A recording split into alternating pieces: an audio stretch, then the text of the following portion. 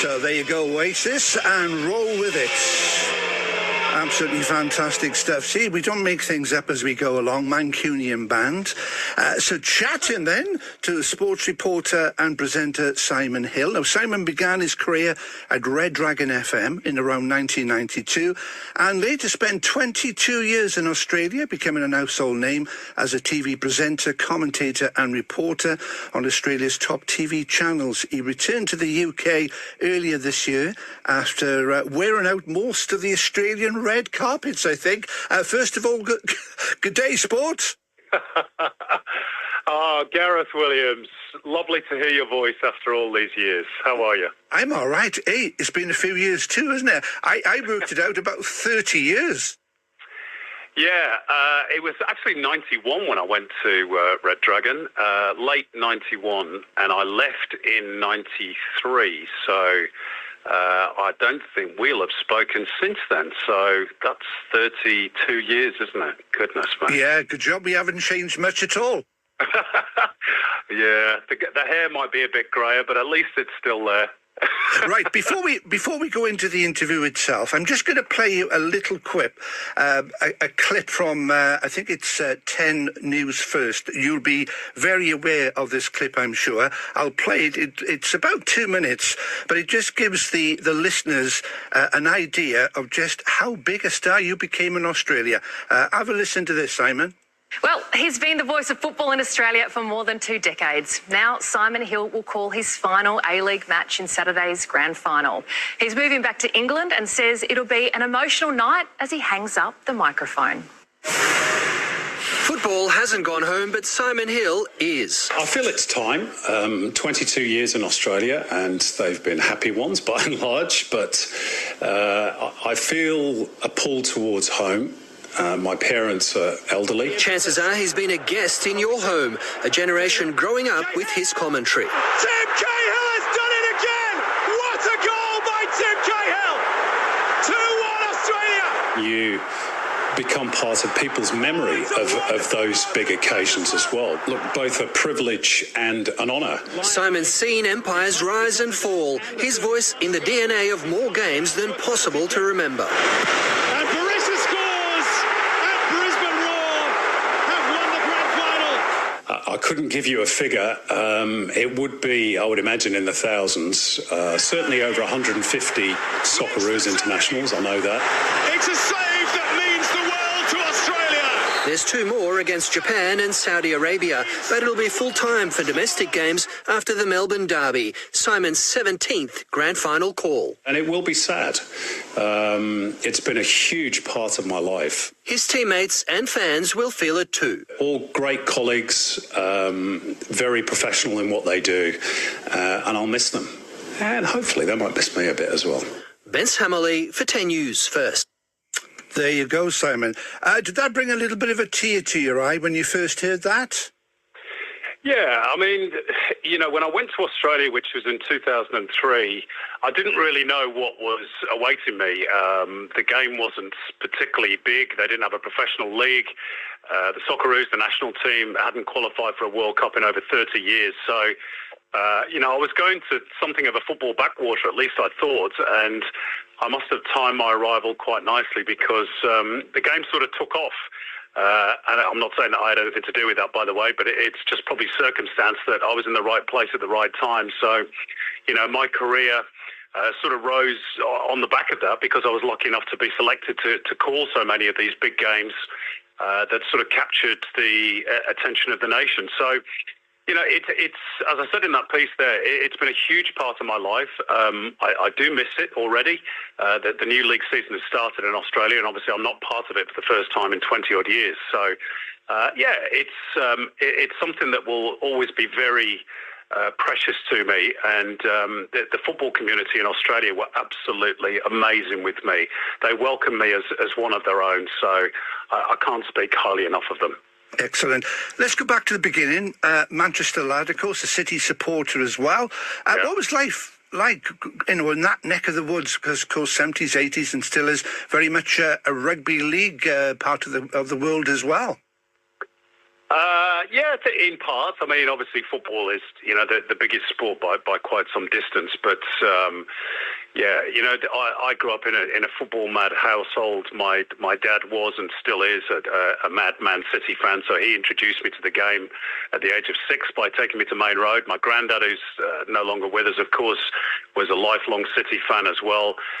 And in those days, of course, we were ordinary, to say the least. So, for the first 30-odd years of my City supporting life, I didn't even see us win a trophy.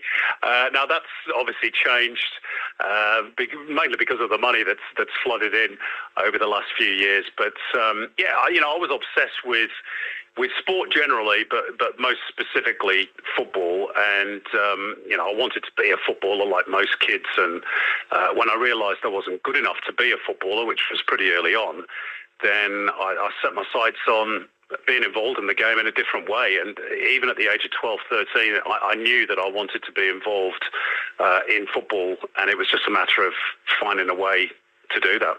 I remember interviewing Roy Paul, who lived, of course. Oh, Roy Paul. Yeah, Roy Paul. And I remember mentioning that to you, and I think your dad, George, is it your dad? Yes, that's correct. it. I met him once. He came down to Cardiff, and I remember you saying, my goodness me, now there's a legend.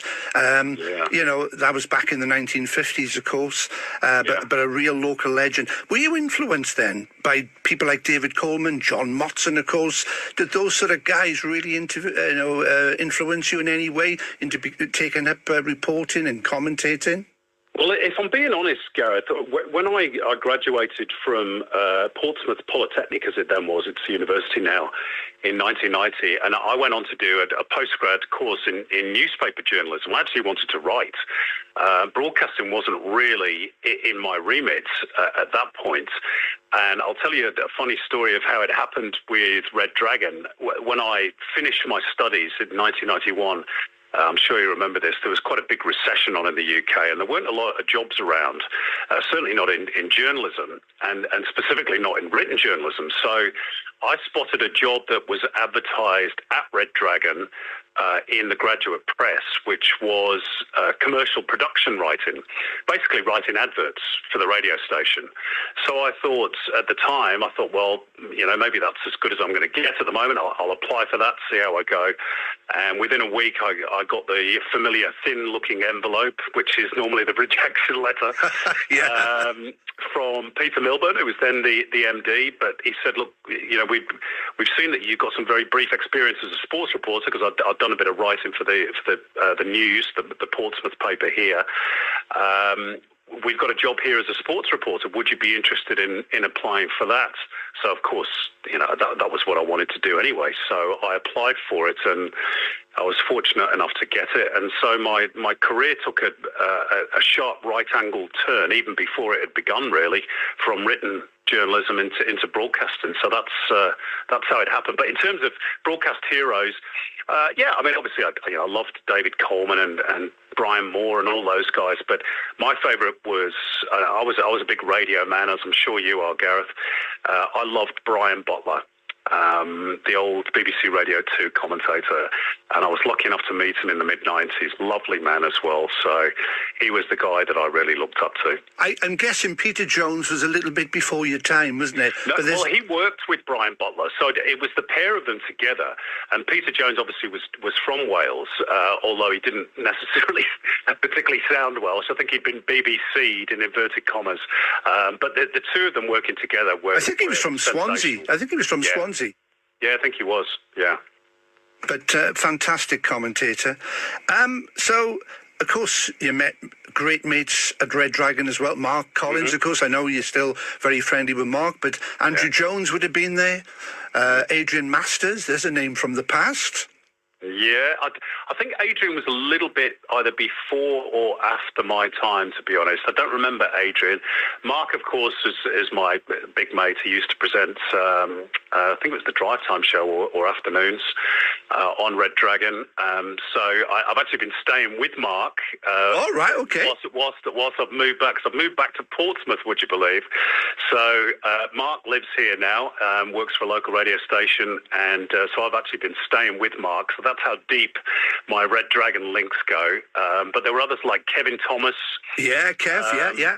Kevin Thomas was a big mate of mine. Bobby McVeigh, Jason Harold, the late Tony Wright, the late Chris Needs, and of course Chris Moore, who presented the sports show.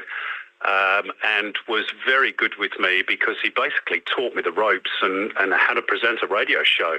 So I'll always be grateful to Chris. And whilst we're running through I won't go on too long, Gareth, but whilst we're running through a name check, I've got to mention not only you as one of my freelancers who I always got on great with, had a fantastic relationship with you. Same with Mark Threadgold, if you remember Mark. Yeah, Mark. Good. Are you still in touch with Mark Threadgold? Well, do you know what?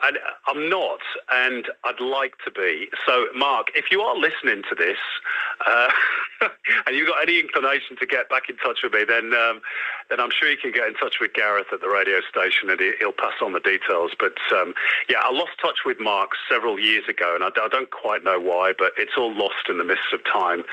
And I wanted to mention one more name, and I'm sure you'll remember this name, Gareth. Graham. Lovely Graham. Graham Evans. Graham Evans. Graham Evans was the loveliest human being and was like a father figure to me when I was in South Wales. He was so good to me, and I was so broken when he passed. I mean, it's many, many years ago now that he died, but he was a lovely man. So I've got great memories of Red Dragon. It was my first job in broadcasting. I wasn't there very long, but I made some friends for life there.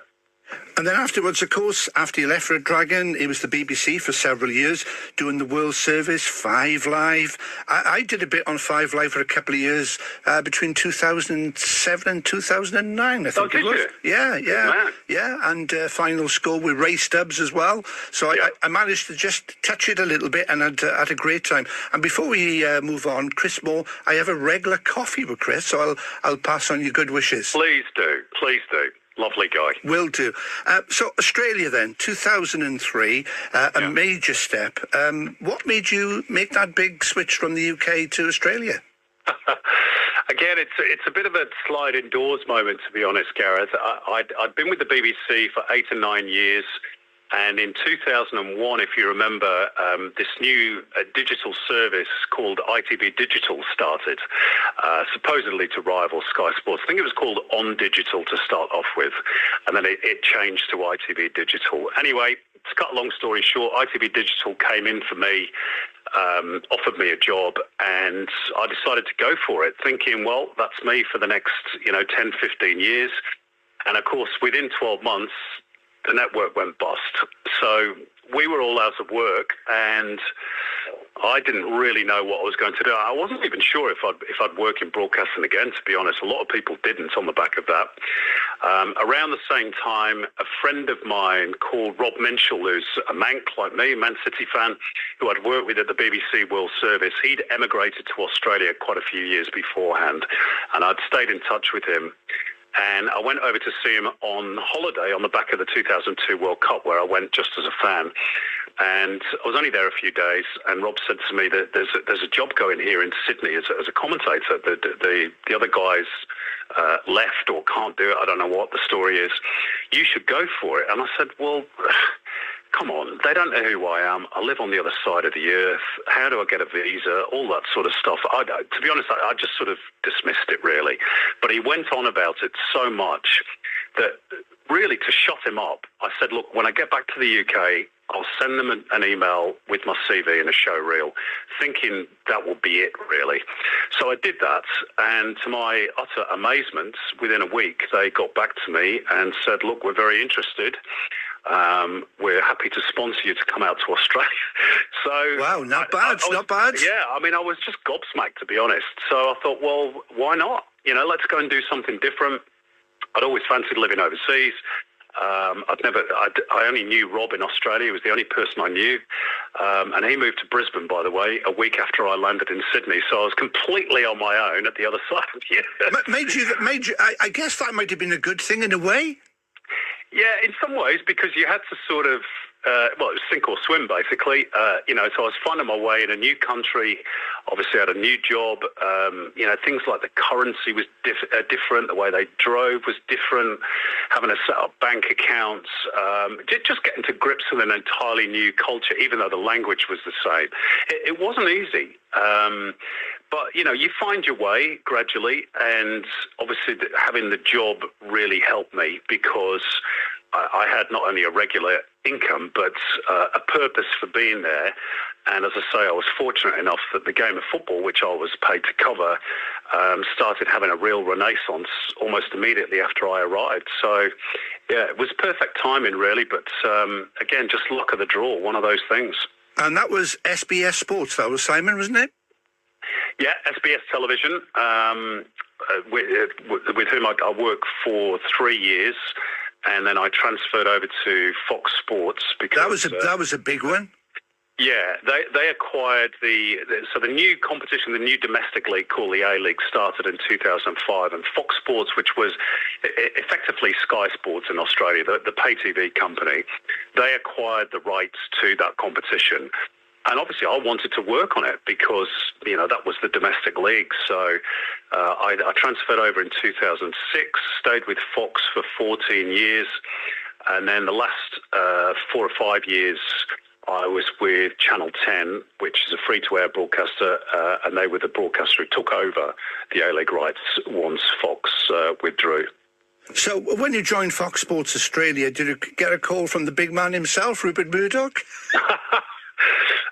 No, I would doubt he would have any clue as to who I was. But, it's,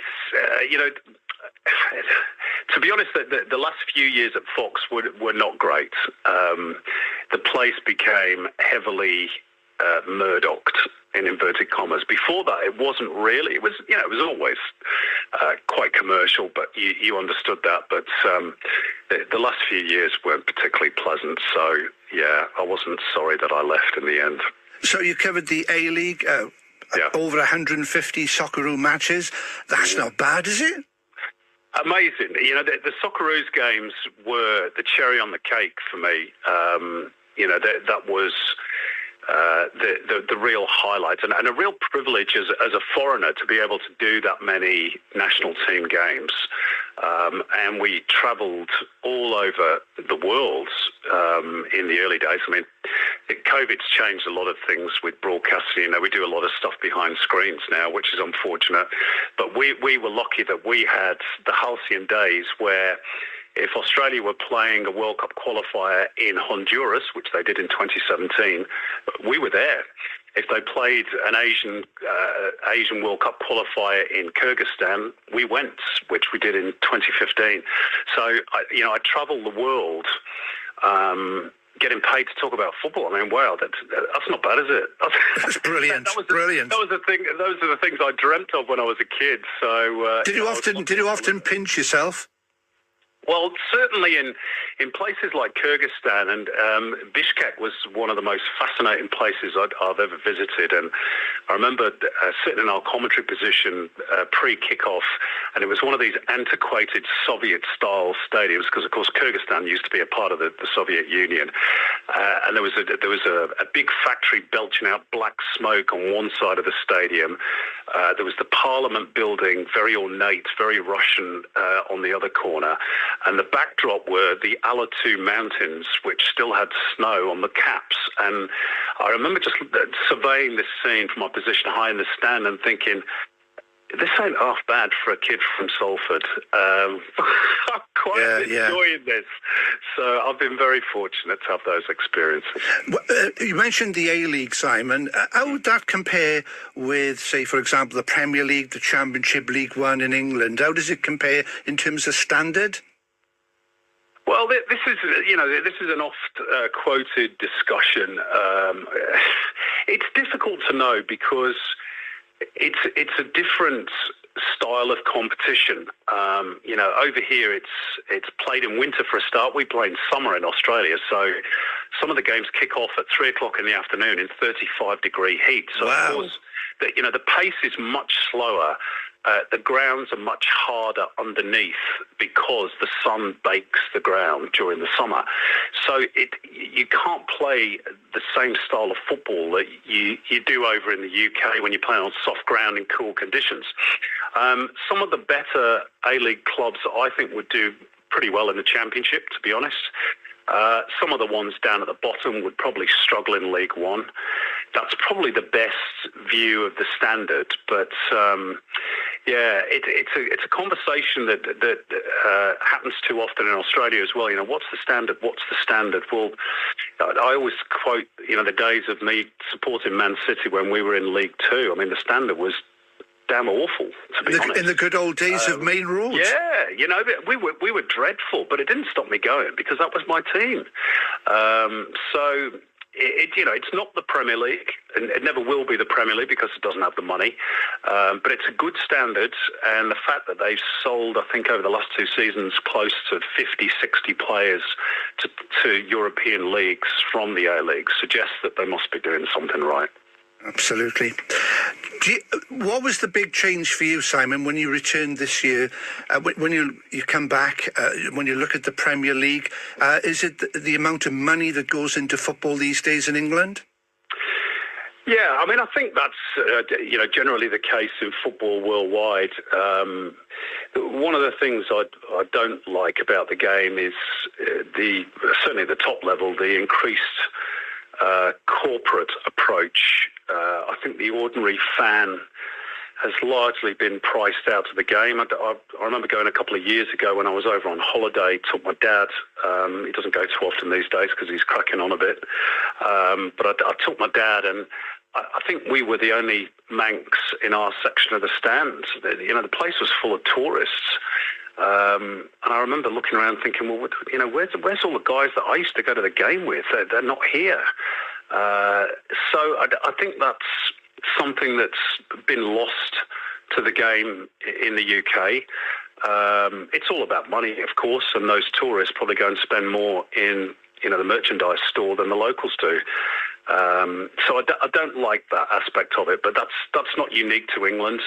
I think we've also lost a lot of the atmosphere, perhaps because of the increased, tourist fan base, if you like. I've been fortunate enough since I've been back to go over to France to do quite a few Ligue 1 games as part of my new freelance role. And I'll tell you what, the atmosphere in France at those games, it absolutely leaves England for dead. Yeah, they're fantastic. We've lost that, and we need to get it back. So you became a freelancer in 2020. Did COVID have anything to do with that at the time? No, I became freelance because I left Fox, which was my leaving of Fox is a long story and probably something that would bore your listeners, but it didn't end in a pleasant way, put it that way. So I freelanced for a year because the A-League rights were still with Fox between 2020 and 2021. And then in 21, they changed over to Channel 10, and Channel 10 came in and offered me a job. So that's why there's that year as a freelancer in there. And you've done 5 years working for 10 and Paramount as well, I believe. Yeah, Paramount Plus is the streaming arm. It's all very complicated these days, isn't it? But Paramount Plus is the streaming arm of Channel 10. So it's was American owned by CBS. The whole platform. Channel 10 is the free-to-air bits, and Paramount Plus is the pay TV arm of Channel 10. So the A-League matches sort of sat as a hybrid between those two platforms, if that's a good way of explaining it. So you're back in the UK. It's great to see you back. How's the drumming? Because you do quite a bit of drumming, don't you? I do. Well, I'm not drumming at the moment because my drums at this precise moment, I think, are somewhere over the Indian Ocean on a boat, making their way over here. Fingers crossed, back in the country for a couple of months, but so they should arrive within the next few weeks. I played drums in a heavy metal cover band in Sydney for many years. which is my style of music, really. So, but I've got 2 bands here ready to go once my drums arrive. So looking forward to getting stuck back into it again. Another name which I forgot to mention earlier on from your Red Dragon days, Paul Brennan. He went on to do some great stuff as well. Yes, he went on to work for Sky News, I think, didn't he? He did, yes. And the BBC. Yeah, I haven't seen Paul in donkey's years. There's another guy that you might remember, Phil Mercer. Phil, yeah, I remember Phil, yeah. Well, he's in Australia now as well. He's been there for many years. So, yeah, occasionally bump into Phil in Sydney, or did. So, listen, we could go on for hours, couldn't we? Just chatting away. I mean, we got the main story. I mean, it's been fantastic. So pleased for you, Simon, because, as I said, going back to the Red Dragon days, we all got to start somewhere, and then where you got to. I mean, it's fair to say you're a household name in Australia. Well, I don't know about that. I mean, football isn't probably a big enough sport in Australia, unfortunately, despite all our best efforts, for that to be 100% true. I would say that I'm known within the football community, and maybe sort of vaguely in a broader sense. Yeah. And you've actually walked the red carpets a few times. The red carpets. Oh, are you talking about the Logie Awards? Yeah. Yeah, that was a strange experience. The Logies, for those who don't understand, they're sort of like the Australian BAFTAs.